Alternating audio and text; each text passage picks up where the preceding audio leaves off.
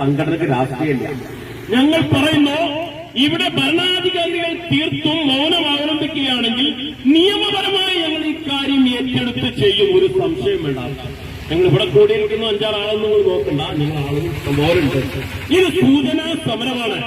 ഈ സൂചന കണ്ട് പഠിച്ചിട്ടില്ലെങ്കിൽ ശക്തമായ സമരങ്ങളാ ഞങ്ങൾ നിയമപരമായിട്ട് നടത്തും. ഞങ്ങൾ ആരെയും ആക്രമിക്കുവാനോ അല്ലെങ്കിൽ എവിടെയെങ്കിലും കയറി ചെന്ന് അറാസ് ചെയ്യാനോ അക്രമം ഉണ്ടാക്കുവാനുള്ള ഒരു സംഘടനയില്ല. ഞങ്ങൾ രാവിലെ തിരൂരങ്ങാടി താലൂക്ക് കമ്മിറ്റി പരപ്പനങ്ങാടി മുനിസിപ്പാലിറ്റിക്ക് മുന്നിലും ഇതേ ഒരു സംഭവം നടത്തിയിട്ടുണ്ട്. തിരൂരങ്ങാടി താലൂക്ക് കമ്മിറ്റിക്കാർ.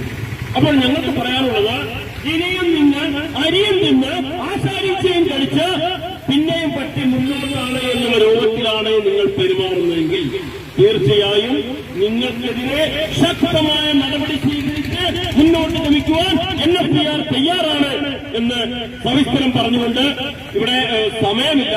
അതുകൊണ്ട് തന്നെ ഈ പരിപാടി ഉദ്ഘാടനം ചെയ്തതായി പറഞ്ഞുകൊണ്ട് നിർത്തുന്നു.